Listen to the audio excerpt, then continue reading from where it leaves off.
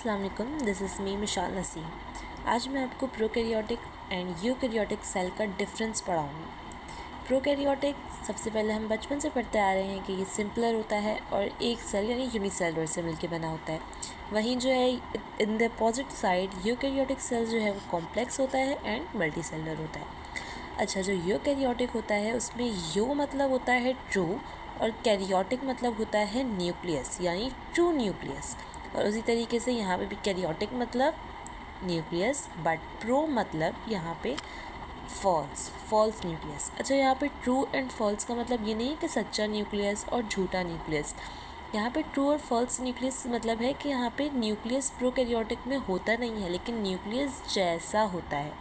और यहाँ पे न्यूक्लियस पूरा प्रॉपर, उसमें न्यूक्लियस मेम्ब्रेन होती है, उसके अंदर न्यूक्लियोइड होता है, लेकिन बट यहाँ पे ऐसा कुछ भी नहीं होता, इसलिए हम इसको यहाँ पे फॉल्स न्यूक्लियस बोलते हैं। नॉन मेम्ब्रेन नहीं होती and the opposite side eukaryotic जो है वो मेम्ब्रेन बाउंडेड होता है।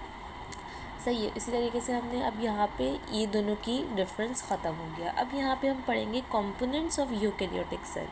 सबसे पहले सेल वॉल आ जाता है। सेल वॉल जो होती है वो फंगल में काइटिन की होती है, प्लांट और एल्गल में सेलुलोज और सेलुलोज की होती है। उसके बाद यूकैरियोटिक में क्या होता है, सेल मेम्ब्रेन, ये तो होती है यूकैरियोटिक सेल्स में मेम्ब्रेन बाउंडेड होते हैं।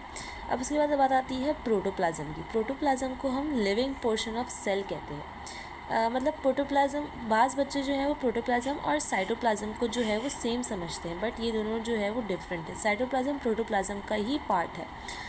सेल वॉल जो होती है वो नॉन लिविंग होती है, तो अगर हम सेल में से सिर्फ सेल वॉल को निकाल देंगे तो हमारे पास प्रोटोप्लाज्म आ जाता है। प्रोटोप्लाज्म के अंदर ही हमारे पास साइटोप्लाज्म होती है। साइटोप्लाज्म 2 टाइप्स की होती है, cytosol and cytoplasmic organelle. Cytoplasmic organelle 2 तरीके के होते हैं, मेम्ब्रेन बाउंडेड या फिर non membrane bounded. Membrane bounded में हमारे पास 2 तरीके आते हैं, double layer and single layer.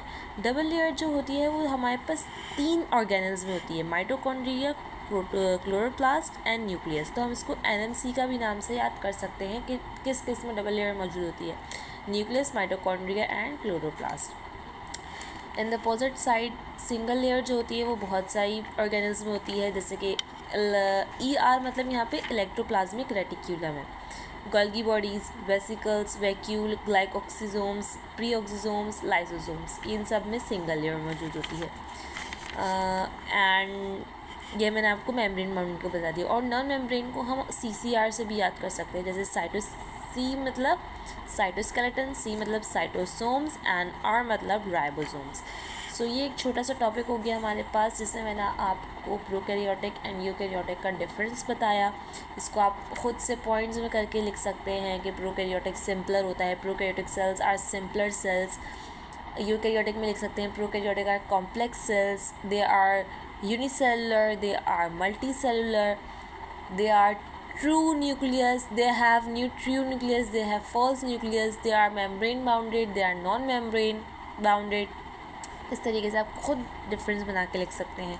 And यहाँ पे मैंने आपको यूकैरियोटिक सेल्स की कुछ मेन पॉइंट्स बताए। अब मैं आपको नेक्स्ट वीडियो में जो है वो इन चीज़ों की, ये सारे कंपोनेंट्स, ये सारे ऑर्गेनल्स, इन सब की डिटेलिंग बताऊँगी।